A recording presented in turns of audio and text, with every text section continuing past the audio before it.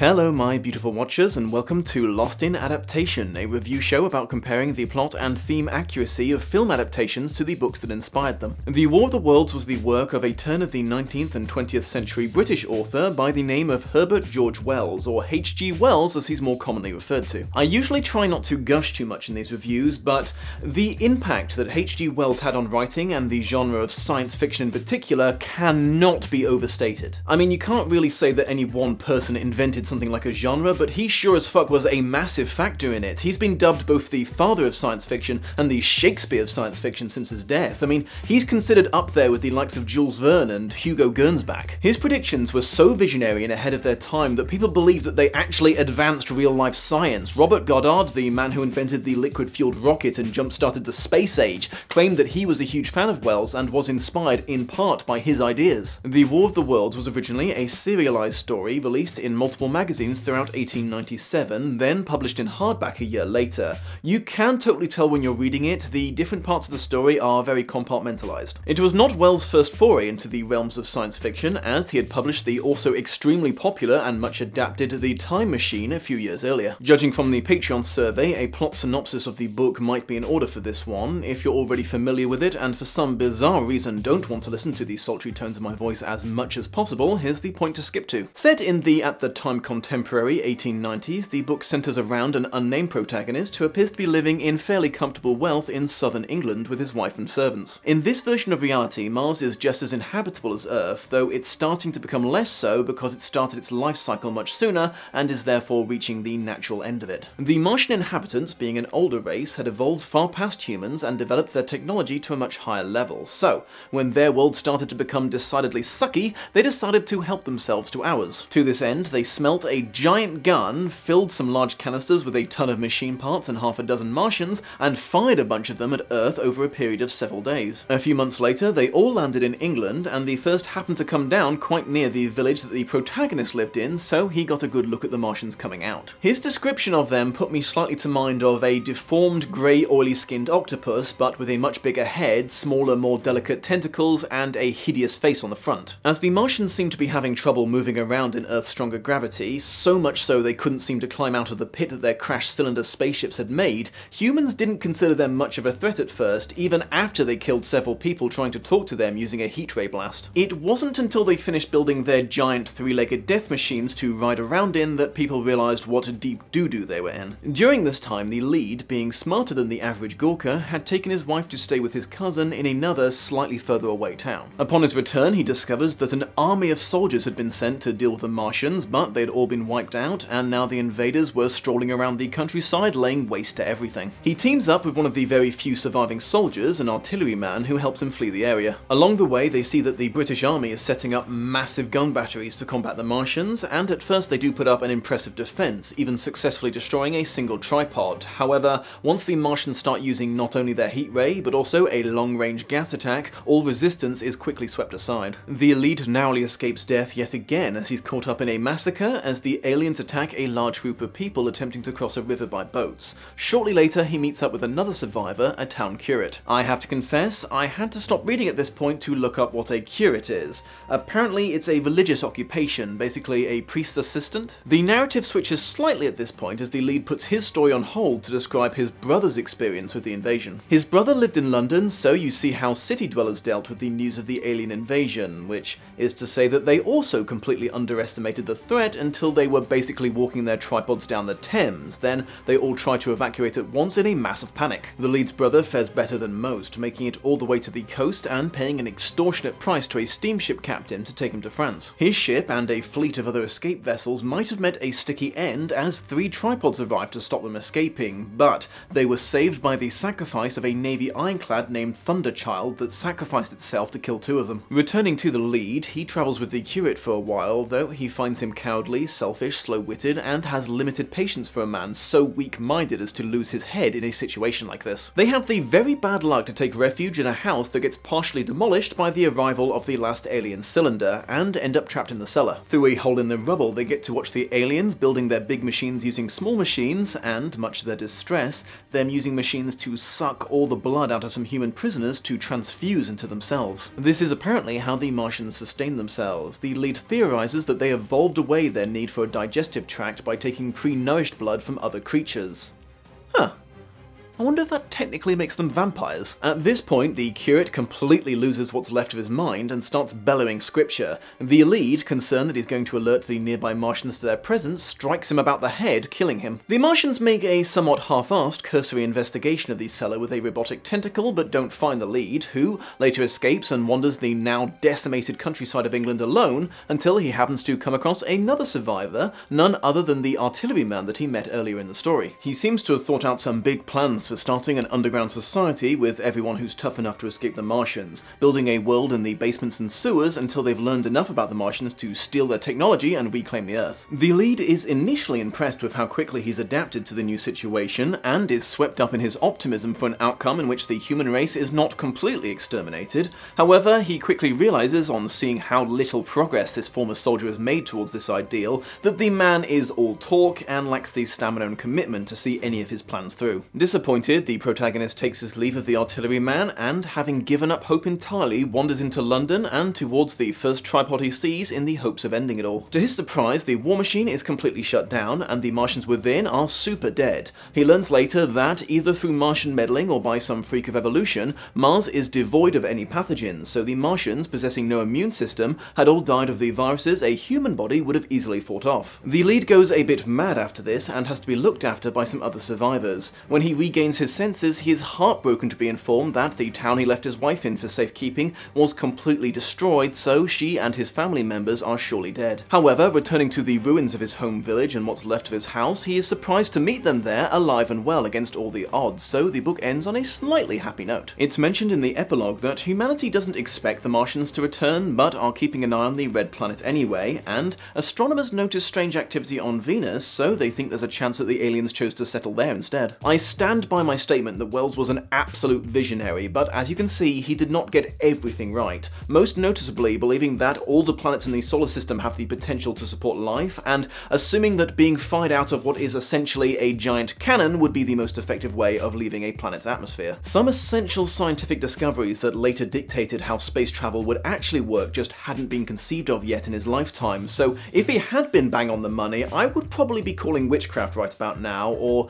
assuming that he did in fact invent a time machine. It's the fact that he got people thinking about it that's so amazing. You have to understand that Wells published this book theorizing extraterrestrial invasion almost a decade before the Wright brothers left the soil of North Carolina on their first powered flight. It seems slightly weird to me that he wrote that only England was attacked. Presumably the Martians were going to move on to the other parts of the world once the greatest empire of the time was crippled, but it still seems odd to me that they initially limited themselves to assaulting one island nation out of the whole planet. The ending is admittedly somewhat anticlimactic in book form. Things get worse and worse and worse and worse and worse and worse, and then it's all just over. You can feel the tension of turn of the century Europe with its superpowers that are starting to butt heads dangerously within the pages of this book. I think at one point Wells says that the arrival of the Martians initially caused significantly less of a stir than a declaration of hostility from Germany would have. Anyways, in 1938, another man by the name of Wells, this time with the first name of Orson, adapted the story into a radio drama that essentially pretended to be a collection of emergency news broadcasts, military communications, and interviews with witnesses that took place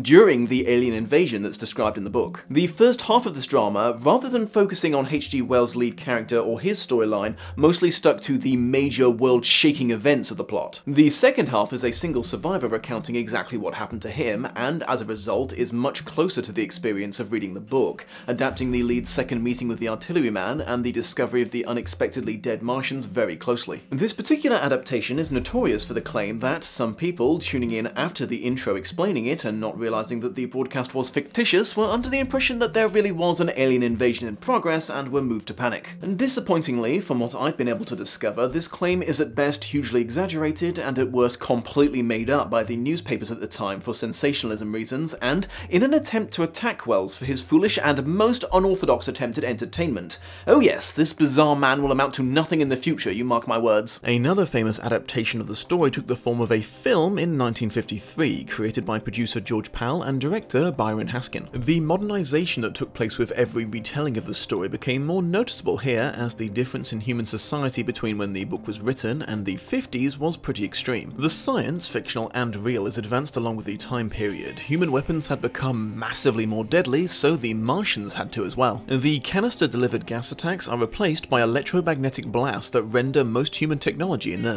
And the alien war machines now pack energy shields that no human weapon can penetrate, not even the fearsome atomic bomb. Said war machines hover in this version instead of walking around on 3 legs, I suspect because it's much easier to use models with no moving parts. As I mentioned, the A-bomb is deployed against the aliens in this version of the story, though its effect on the plot is pretty minor because it is utterly useless. Another interesting change is this film's attitude towards religion. While the lead in the book was pious enough to occasionally pray to God for salvation in very dire straits, the only representative of organized religion in the story was a sniveling, short-sighted coward. The film not only included a brave priest who sacrificed himself for the greater good, trying one last time to communicate with the aliens before all-out war broke out, it also basically gives God full credit for stepping in and defeating the Martians using microorganisms at the end, which is a bold statement. Wells did say that God put bacteria on the Earth, but I'm pretty sure he was just talking poetically, and I don't think he ever intended to imply that the aliens died because people prayed for it super hard. In 1978, a composer called Jeff Wayne released his own adaptation of the story in the form of a musical album that I cannot play you one note of for copyright reasons. It combined a narration of a very condensed and paraphrased version of the book into what I'm told is progressive rock and a string orchestra.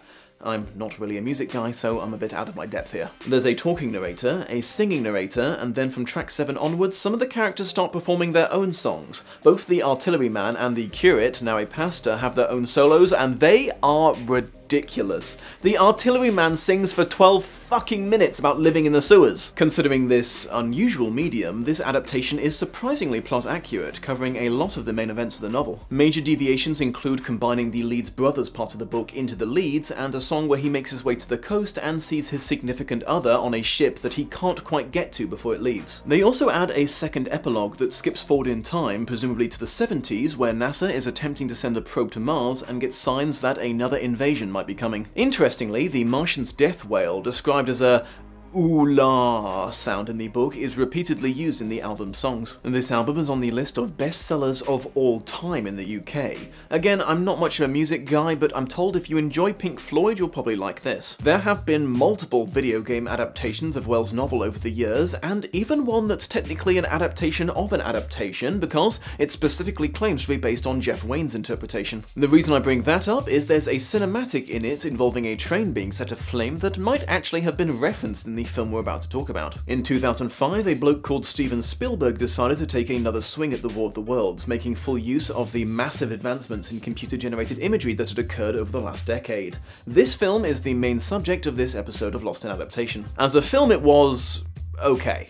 Okay seems to be the general consensus. It received good reviews, but no one seems to remember it as a masterpiece. The 2 younger characters that Spielberg introduced received some hate at the time, becoming the go-to punchbag punchlines in parody movies like Scary Movie 4, but on reviewing, I've become strongly of the opinion that we were all too hard on them. The lead is the real jackass in this story. These kids are just acting appropriately freaked out by the situation as far as I can see. Considering this film's about 14 years old now, the CGI is actually held up incredibly well. I've seen newer films that have aged much worse than this. I have to confess, I went into this one expecting this adaptation to be in name only, and it was very close to it, super borderline. I flip-flopped on the decision to declare it such a dozen times, but I finally landed on it including just enough of the book to escape such a designation. So with that in mind, let's talk adaptation. Plot-wise, the film stuck to...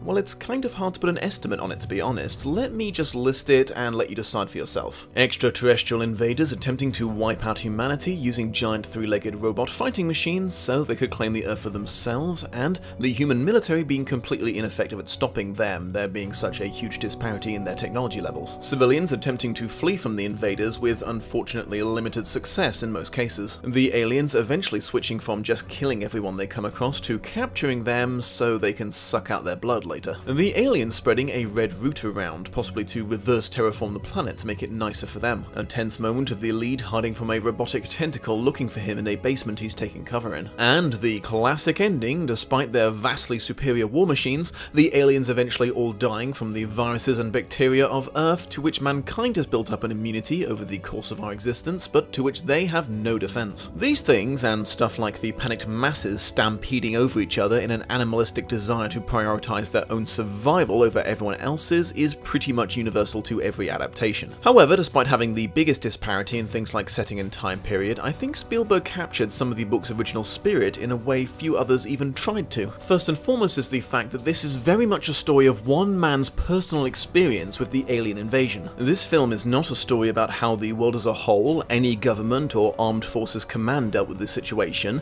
It's about this one entirely unexceptional person who happened to be at ground zero, several mass exterminations and military confrontations, and survived by the skin of his teeth, mostly through insanely good luck. Along with this is the story-spanning fixation with protecting a family member. In the book it was the lead's efforts to get his wife out of danger, then his continued attempts to return to her. In the movie it's primarily the protagonist's attempts to protect his estranged children, but the sentiment is the same, I think. An aggregate representative of both the artilleryman and the curate appears in the film in the form of the survivalist that the father and daughter briefly hide with in the basement. He talks a big game about long-term plans for counterattack from below, just like the artilleryman, and subsequently loses his mind, forcing the lead to kill him for fear that he's going to give away their position to the aliens, the very fate of the curate of the book. It's also interesting to me that the film paid homage to the aliens attacking during an attempted river crossing and the desperate, partially submerged chaos that ensued. The imagery of the boat making an emergency cast-off, abandoning people to their doom, is also very reminiscent of the escape across the channel, the end of the lead's brothers part of the book. And the final plot twist of a relative believed lost miraculously turning up at the end with no explanation as to how they survived is also a nice tie-in to the book. Surprise, motherfucker!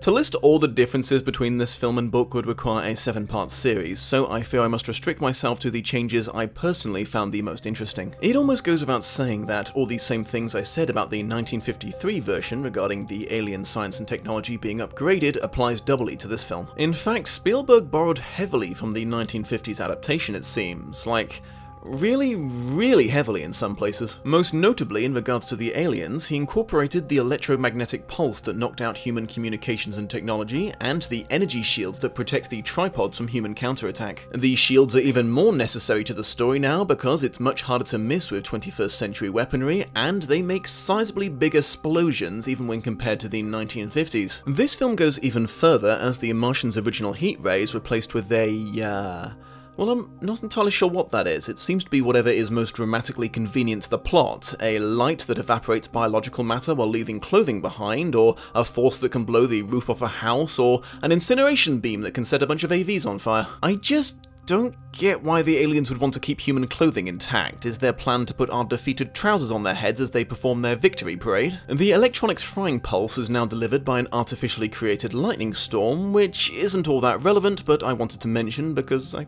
thought it was cool. I think the setting of this story being moved from Britain to America is also tied into this modernization, which is why I'm not adding this particular thing to my Americans always need to be the center of attention list. A big part of this story is how shocking it's supposed to be that the most powerful military on Earth is swept aside in a matter of days. When the book was written, the country deserving that title was arguable, now it's undeniably America's. Because we now know that Mars is definitely not inhabited by an advanced race of douchebags, the aliens that come calling so rudely uninvited are interstellar instead of just extraterrestrial. In this version of events, their tripedal war machines were buried and waiting for them on Earth for an unknown number of years, almost certainly put there long before humanity started developing civilization. How and why is never really addressed in the film. While the blood theft is in the movie, its use is radically different. Instead of being the Martian source of sustenance, it's sprayed around as fertilizer for their red weed. In the flesh, the aliens don't bear much of a resemblance to the Martians of the book.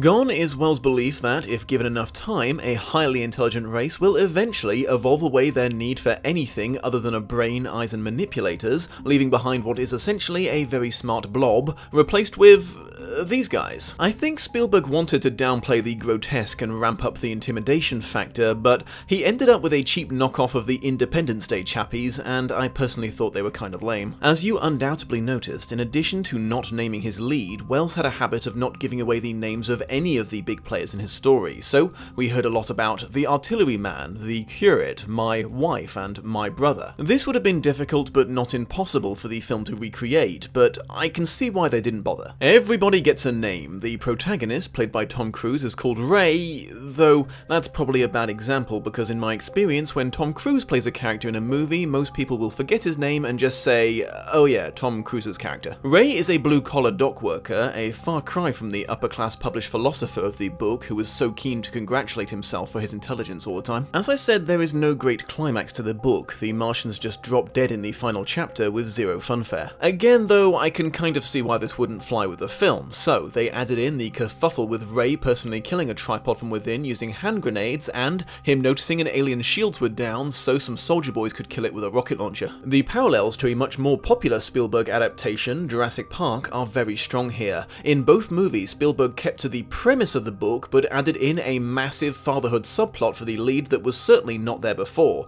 In the case of Jurassic Park, because Grant actually liked children, and in the War of the Worlds because the lead was originally childless. I don't object to the idea of using the hero's desire to protect his family to drive the plot. In fact, as I said, that's actually kind of book accurate, as the lead spent a lot of time travelling with his wife or thinking about her safety. However, what I do object to is the plot grinding to a halt again and again and again for Spielberg to spell out to the audience exactly what dysfunction this family is going through at that particular moment. After a while, you have to start to wonder if the aliens are being treated as a background menace to drive the family-related plot forward. Too much, Stephen, too much.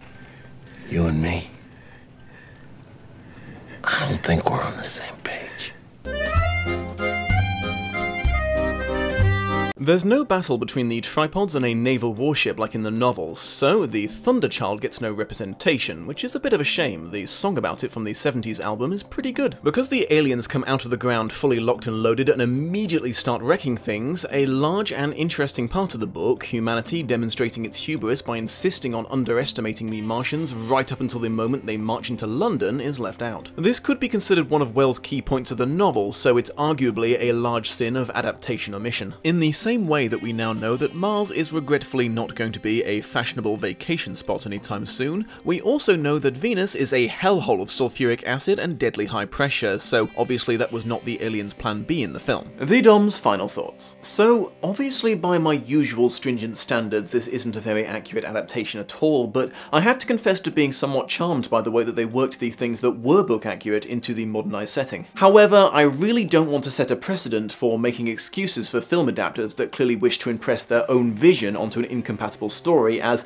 I've been very harsh on that sort of thing in the past and will no doubt be again when confronted with the work of a less talented director. Spielberg and his crew clearly had their own story that they wished to tell, and it kind of elbowed the book their film was supposed to be based on aside almost completely, which is a shame if not a surprise. Pretty much every adaptation that ever got made changed it so the entire world got attacked, so I guess I wasn't the only one who thought it was a bit weird that the aliens picked on the English in particular. Most adaptations also chose to focus on the bigger picture in some capacity, introducing either more characters or having the protagonist rubbing elbows with army generals calling the shots on Earth's defense. So as I said, I do have to give the 2005 version props for bringing the story back to its personal story roots. So yeah, more tie-ins than I expected, but a far cry from being an accurate adaptation of the novel. So my beautiful watchers, you might have noticed that this episode of Lost in Adaptation was a little bit different than usual. I concentrated less on naming every last detail that was changed in the film and tried to be a bit more comprehensive about the author, the book, and the other incarnations of the story. I'm probably going to start doing this more with books that have had multiple adaptations, but if you really didn't dig it, let me know in the comments. I don't take feedback as gospel, but I of course wish to take the opinions of my audience into account when I plan future work. Thank you for joining me, my beautiful watchers, and please remember that no one would have believed that, in the first years of the 21st century, that this world was being watched keenly and closely way, by programmed algorithms, powerful yet really bloody stupid. That, as YouTubers busied themselves about their various concerns, they were scrutinized and studied, perhaps almost as narrowly as a man with a microscope might scrutinize the transient creatures that swarm and multiply in a drop of water. The only thing that could keep it at bay was liking, subscribing, and encouraging one's friends to check out their channels, so if you would, I'd appreciate it. See you soon.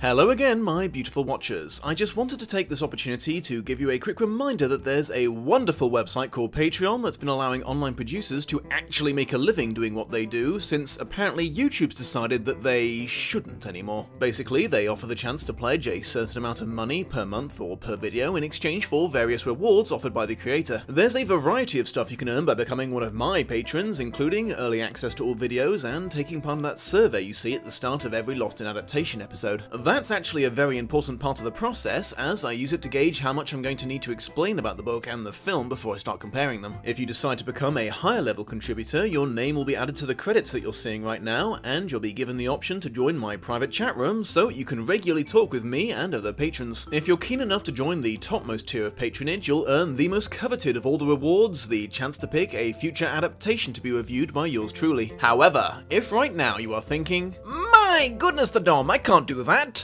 The Llama King will not allow it! The Llama King sees all. The Llama King cannot be opposed.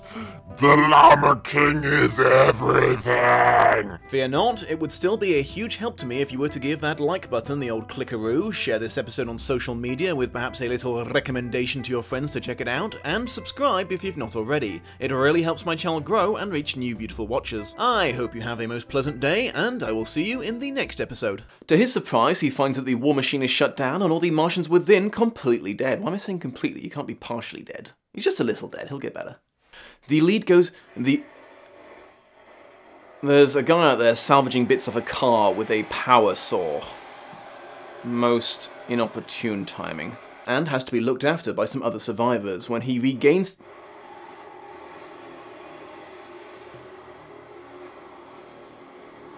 It's like he waits until I'm trying to film something. It's fine. It's fine. It's good. This is an extra angle I needed.